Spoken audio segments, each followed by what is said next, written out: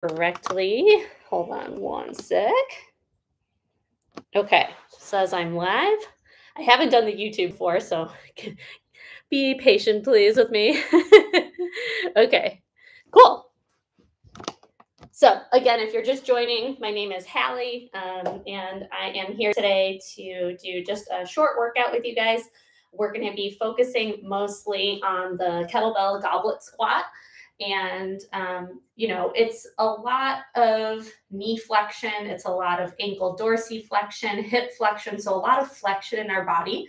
But we also want to keep some T-spine extension, nice, you know, braced in rib cage. So we'll be going over that and how to basically combine all of those positions and that structure of our skeleton, basically, and enhance the squat through breath work too. So let's get to it. Enough chatty chat.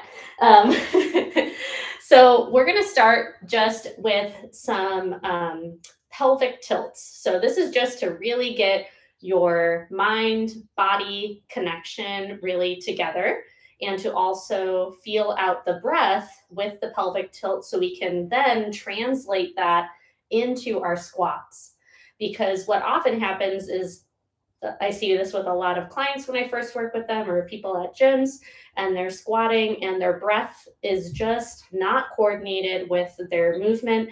And so they're losing out on a deeper engagement within their pelvis, within their diaphragm to make their squats really strong and make their trunk really stable in their squats. So then they end up feeling a lot of low back pain or areas of tension that just aren't necessary. So we're going to get into a deeper engagement within our core, basically. And our diaphragm is basically our core, right? A lot of people think about it being like our ab muscles, but it's actually your diaphragm muscle. That's the center of our being. It's where all movement stems from.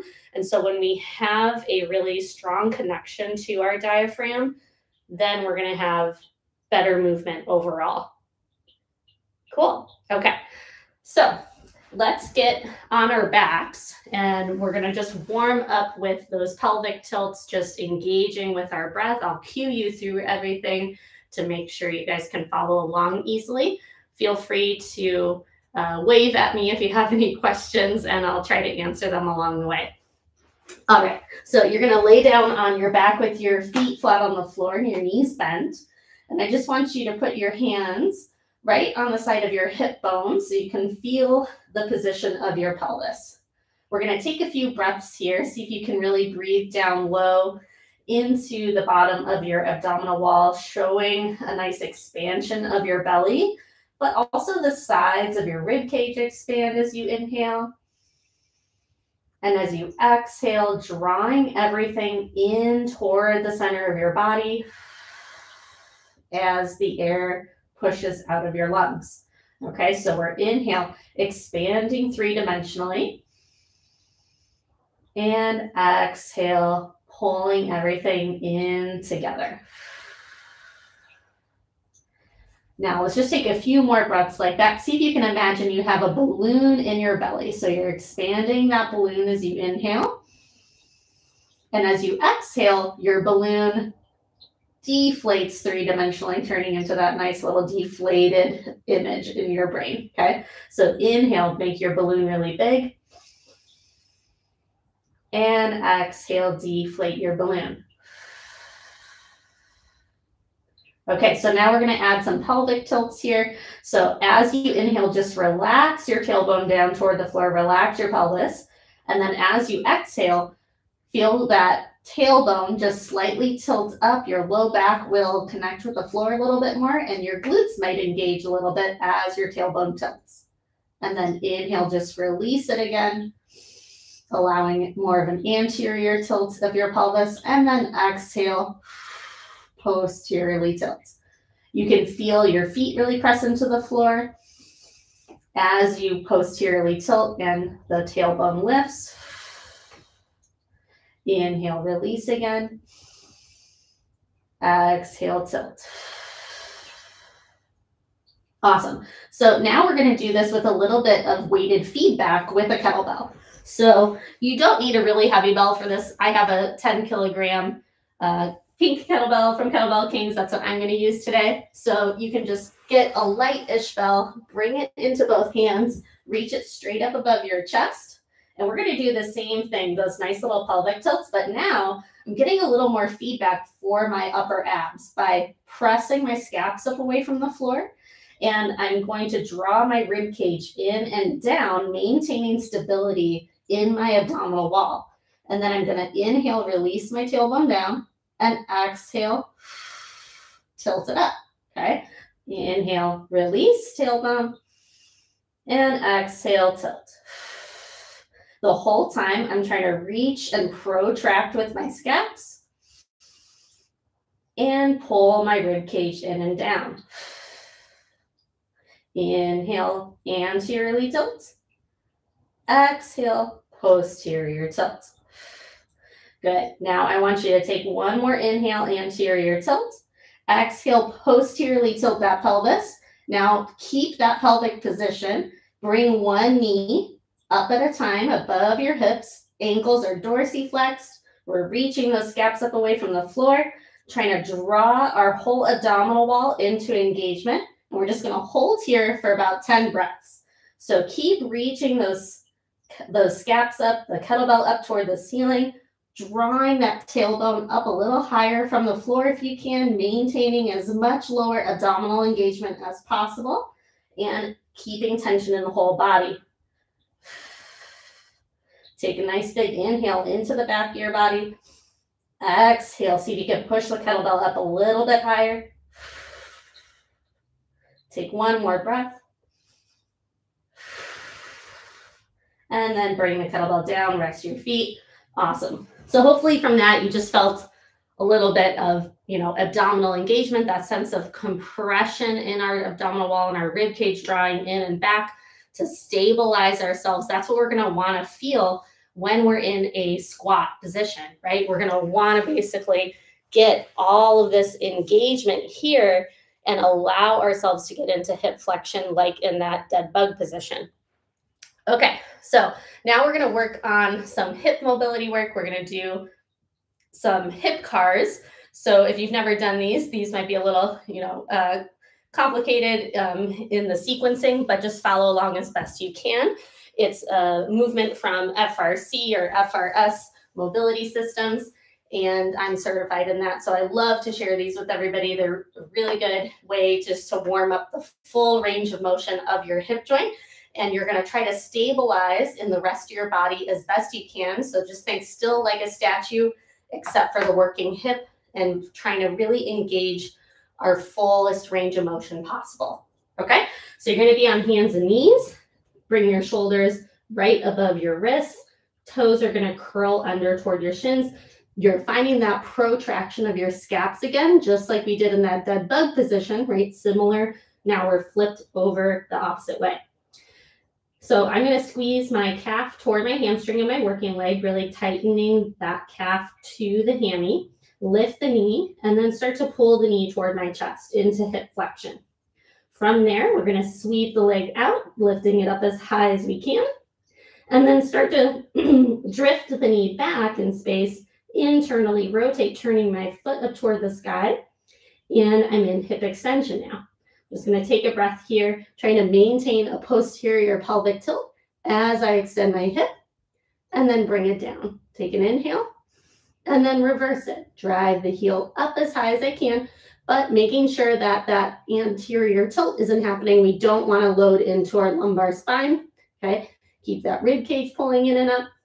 Now sweep the leg out to the side, rotate the knee forward, pull it in toward your rib cage, and bring it down, okay? That was just one rep. We're going to do one more, and if you want to add a little bit more anti-rotation work, you're going to take your opposite hand to your shoulder, and we're going to do one more rep. So just one hand is going to be on the ground, okay? So my right hand's going to be at my left shoulder. I'm going to squeeze my calf tight to my hammy, pull the knee forward first, then drive the leg open. Rotate it back, spiral my thigh down, hammy up, heels driving up toward the sky. I'm still really pushing out of this left scap as much as I can, and my rib cage is drawing in. Take a breath and now reverse it. Drive up into hip extension. Sweep the leg out to the left. Externally rotate, start to pull the knee forward. Bring it underneath and rest. Okay, I'm just going to turn around so you guys can see the other side. We're going to do 1 rep with both hands on the ground, and then the second rep, you can lift the opposite hand to your shoulder if you want that extra challenge. It's really good for anti-rotation work. Okay, here we go. So first rep, both hands on the ground, set up, hands right underneath your shoulders. Make sure you're not sinking into your scaps. Protract, push away from the floor. Squeeze your calf tight to your hammy. Lift the knee, start to pull it forward. Hip flexion. Then we're driving up, abducting our hip. Rotate the hip into extension, driving the heel up behind you. Find that nice hammy engagement. Don't let your tailbone lift up too high. Keep it in a posterior tilt. Bring it down and now reverse. Drive the heel up. Hamstring engages here, glute engages. Sweep the leg out to the right. Then rotate, pulling the knee forward again. Bring it all the way into your end range of hip flexion. And then rest, okay? Now, if you want, put that left hand at your right shoulder, moving your right hip, okay? So just one hand on the floor. It's a bonus. You don't have to do it, but it's a nice addition, I think. Okay, here we go. Left hand's up, starting my rep with hip flexion, then sweeping out to the side. Lifting up and trying to get as much range of motion as I can without compensating my position. And we're really working the abdominal wall here, trying to maintain stability with just one hand on the ground, really pushing out of that scap, rotating, pulling forward back into hip flexion, and rest. Cool. Okay, so now we're going to work on some ankle mobility stuff. Ankle and foot dexterity is really important, obviously, for life in general, but especially for squatting, right? When we're in a squat, if your ankles aren't mobile, what will happen is you're going to basically try to load back more into your hips. And then because your ankles can't get into a big dorsiflexion position, your chest is going to dip down while you're squatting. And so you'll see a lot of people get into this position while they're in a squat, right? Because they're not getting enough bend into their knees, not enough load going forward into their ankles. And so what happens is your body has to basically counterbalance your hips. And so since the knees aren't going forward, then your chest dips down and goes forward, right? So what we want to get in an ideal squat position, the hips go back and drop down, but the knees also travel forward and go toward each direction, trying to reach them past my toes. And then I can keep my chest up more. I'm loaded into a better squat position rather than a hinge position, which is what you see a lot of people squatting because they can't get that ankle range of motion, basically. It all stems from your foundation on the floor, okay? So we're going to work on some of that dorsiflexion in a very active way. You'll see a lot of people do stretches and just passively hold with their knee past their toes, right? This is a great start. What we want to do is get more active engagement in that range of motion to make sure that we're actually creating adaptations in a very active way. So that way we're building the integrity of the ankle joint, not just a passive stretch. So you can get into a half kneeling position or what we call a combat position. So this is where my butt is on my bottom leg's heel, okay? And I'm gonna turn my chest toward my right foot. This is gonna be my working foot, okay? Now I'm gonna shift my knee forward as far as I can to get into my passive stretch first, okay? So now I'm using the load of my body to get deeper into my stretch. That's why it's passive, right? When we use a force to push ourselves in, like the weight of my body against gravity, right? I'm pushing myself into that range of motion rather than actively using muscular engagement to get there. So now we're going to create tension in our shin and ankle to activate here in this end range, okay? So what I want you to do is maintain this angle of your shin, and I want you to start to gas pedal down with your foot and start at 10 miles per hour, pushing down, especially through the front half of your foot. Build up to about 15, 20 miles per hour. Keep pushing down 30 miles per hour. You're trying to plantar flex your ankle, if you know that term, dorsiflexion, plantar flexion. Basically, push it down through the floor. Keep building up even more tension. Get to 75 miles per hour, or 75% of your maximum effort, pushing that front half of your foot down into the floor. And then we're going to hold there at 75%. You can irradiate and create even more tension in the rest of your body. Breathe. Last 3, 2, 1. Now we're going to release that push down. Don't let the position change, and try to lift the front half of your foot up toward your shin. So now I'm trying to activate all of these muscles on the front of my foot, ankle, and shin to pull my foot up toward the shin. It's not actually going to lift up that high because I'm in my end range of my dorsiflexion.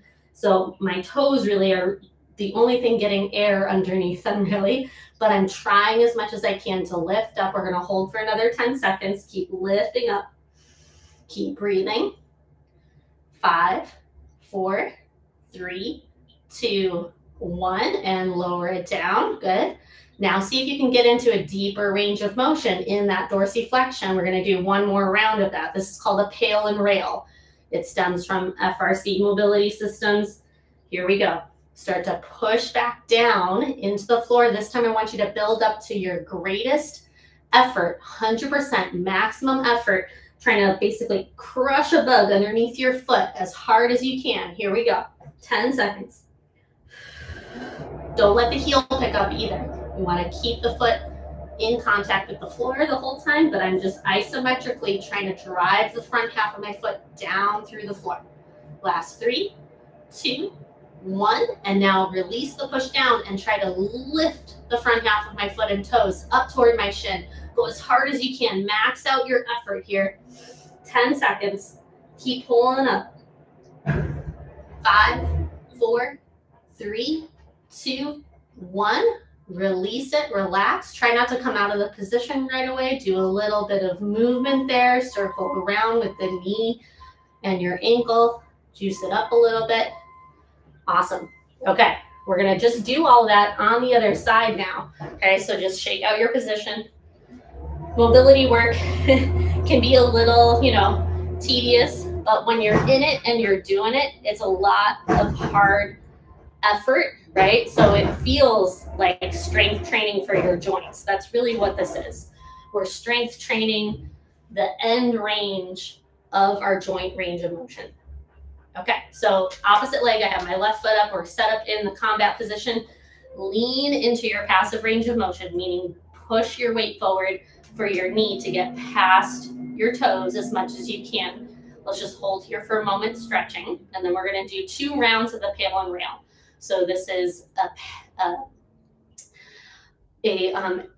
particular angle isometric load, right? And then we're going to do the rail. Well, this is progressive and then regressive tissue, right? So progressive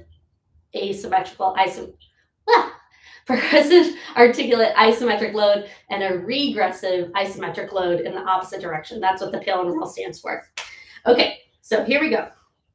You're going to start to press down with the front half of your foot, and you're going to try to build up that effort to 75% for this first round. So pushing down like a gas pedal, pushing down in your car to speed up, right? Keep the heel connected. Here we go.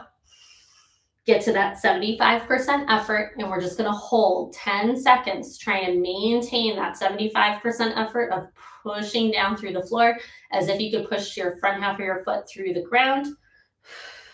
Last 5, 4, 3, 2, 1, and then lift up now. Try to get the toes toward your shin, but don't lean back at all. Keep your weight forward. Keep the same angle of your shin.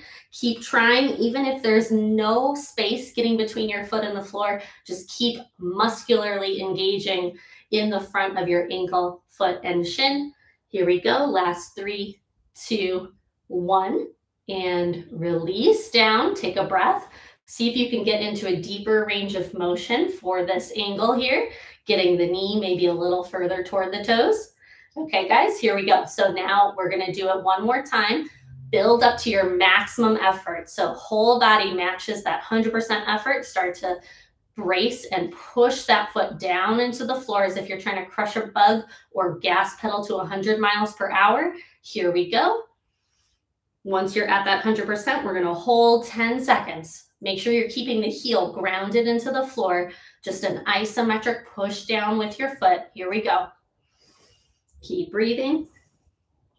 4, 3, 2, 1. Good. And now release the push down and try to lift up with that foot as high as you can toward your shin, but don't lean back out of the angle of your load here. We want to keep it at your end range. So it should feel really challenging to get any lift with the toes and foot.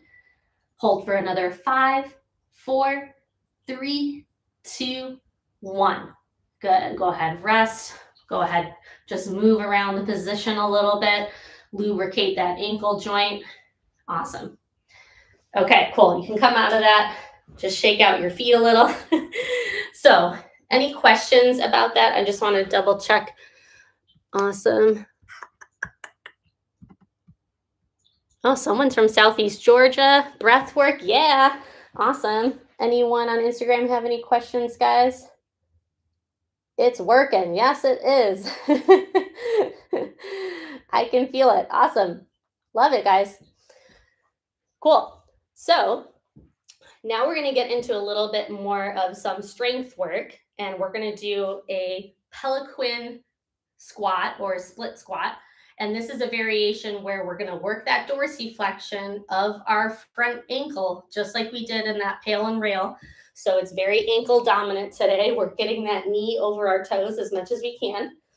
Okay, you're going to grab a kettlebell, and now you can do this flat on the floor, or if you have a yoga block, one sec, guys, where's my yoga block? Here we go. It's right outside the door. Okay. Here we go. So if you have a yoga block, this is handy for this movement. You're going to put your front foot on top of the yoga block, and we're going to load. Actually, I'll show you just real quick without the kettlebell first, because you can do these without any weight as well. And I'm going to go slow here demoing, so I don't want to fall. Okay, so you're going to have your front ankle either on the yoga block or on the floor. Either way is fine. Your back heel is popped up off the ground. And with your kettlebell, you can load into the rack position or even have it just down by your side or goblet position, whatever feels best for you. Now, what you're going to do is bend into both knees, but you're going to try to travel forward as you bend. So this knee, again, we're getting this knee to travel forward and get that big angle for our ankle. And then as you exhale, you're going to push up out of it. Okay. So we're inhaling as we come forward and down, and then exhaling as I push up out of it. And it's that same gas pedal action that we did with the pail and rail on the ground that we're doing in the split squat, right? So as I'm pushing out of it, I'm gas pedaling the front half of my foot to drive my body back. Okay, we're going to do just 5 reps and then switch sides. Okay, so feel free to load your body if you'd like, or just do it with body weight. Either way is fine. Okay, you're going to grab your bell, find your split stance position, and here we go. Opposite arm, if you have a bell in one arm, opposite arm can go out to the side, just creating tension. Take a nice big inhale, bend into both knees, travel that front knee forward, and then exhale, push down and back. 4 more. Just moving slow. Inhale, getting that big angle of your shin, traveling forward. Exhale, coming out of it. 3 more. Inhale, exhale. 2 left. See if you can load into that foot. Last rep, as much as you can.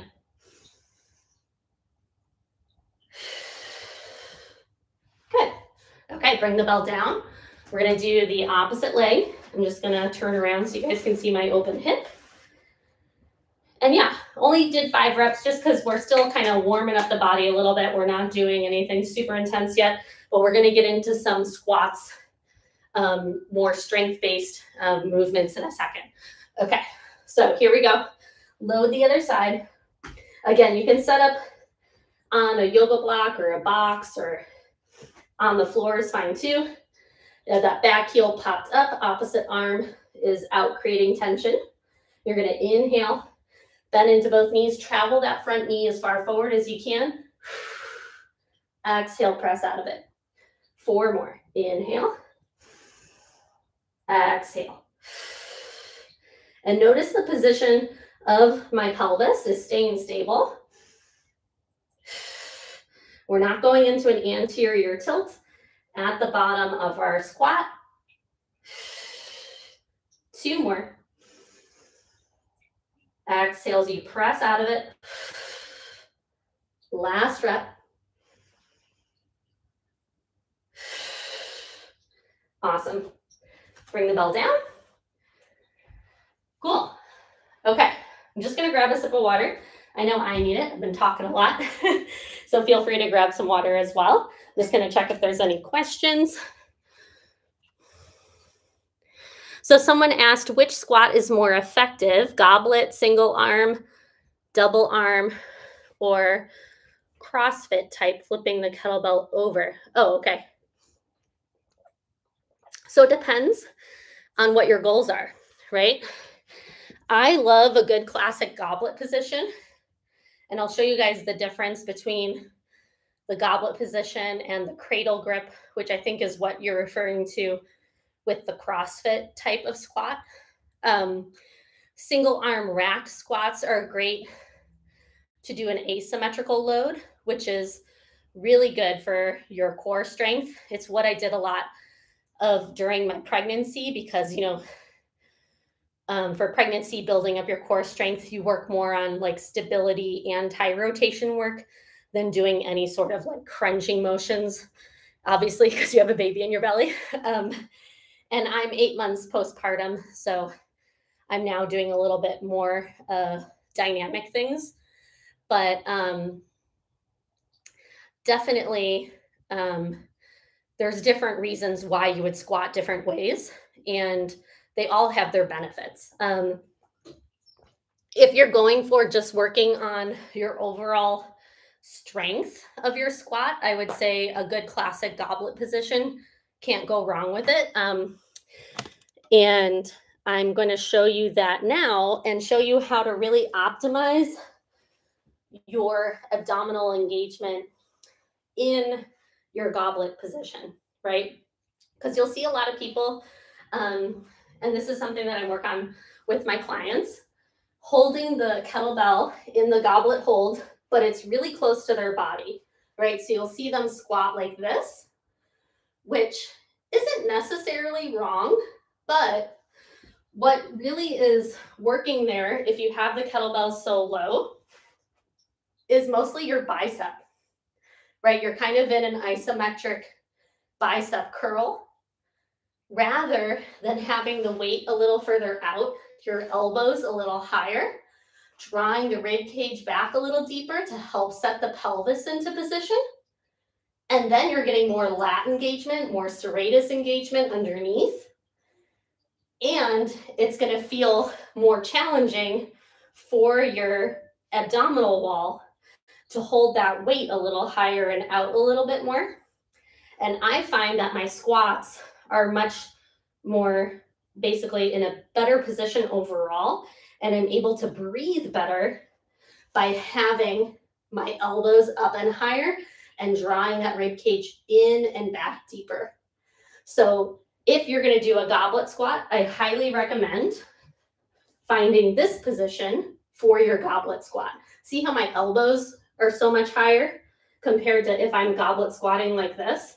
Because then what happens here too is I get more of that chest pulling forward in my squat versus out here, I'm countering the weight of my hips. My chest is able to stay a little more upright.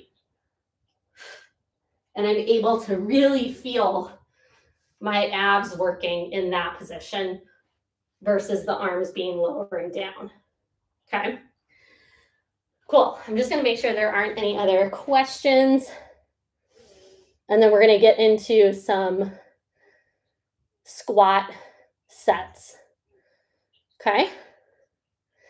All right. I know I'm panting. Sorry, guys. Cool. All right. So what we're going to do is just do 2 sets of some tempo squats with some breath work in between and some pelvic tilts. So we're just kind of reiterating and going over all the things that we've done today in this little mini squat workout. So we're going to start just with that goblet position, having those elbows up nice and high. I'll cue you through it. We're going to do a 4-2-4 tempo. So we're going to come down for 4 counts, hold at the bottom for 2, and then press up for 4 counts. Okay, so it's a really slow tempo. Try to stay with me in your squats. Try not to go faster. It's going to feel kind of tedious and slow, but we're going to really coordinate the breath with it. We're going to feel out that diaphragmatic exhale, pushing down through the floor as we exhale to stand up. And it's going to feel just really good to get these nice and slow. Okay, so here we go. Grab your bell. You can dead clean it up or however you want to clean it up into your goblet position, holding the horns on the side. Okay, set your tailbone down here. You don't want to over clench your glutes, but tilt your tailbone down. Rib cage is drawn in and back. Take a big inhale into the back and sides of your rib cage. And then start to bend those knees, drive your hips down. 4, 3, 2, 1. Hold 1, 2, and exhale. 4, 3, 2, 1. Inhale. Down. 4, 3, 2, 1. Hold 1, 2, and exhale. 4, 3, 2, 1. Good. Just 3 more. Inhale. Down. 4, 3, 2, 1. Hold 1, 2. Exhale. 3, 2, 1. 2 more, guys.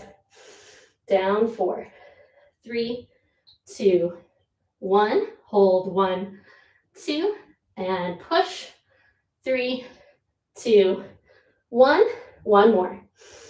4, 3, 2, 1. 1, 2, 4, 3, 2, 1. Bring the bell down. Woo! Rest.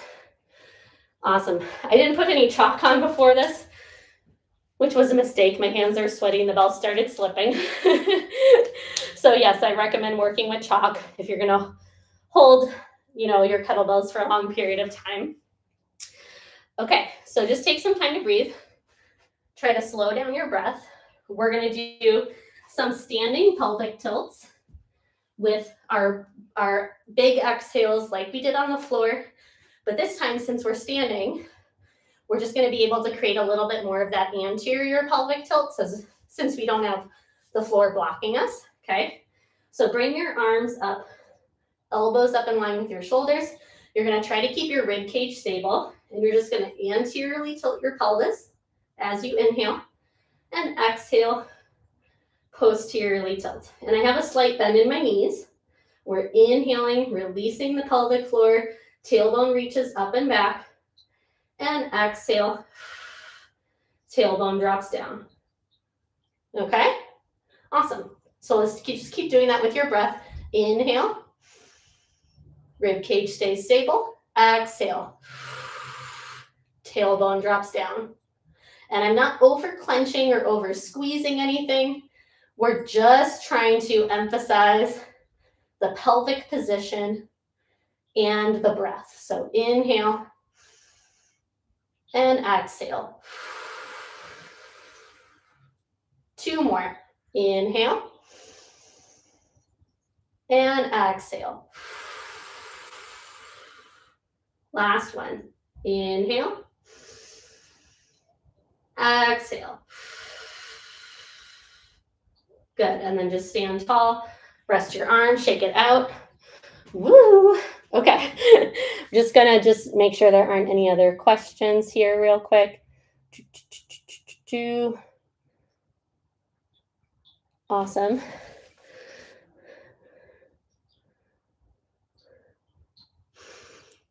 Okay, someone asked if it's okay or if it's good to wear gloves while working with kettlebells to avoid palm-related issues.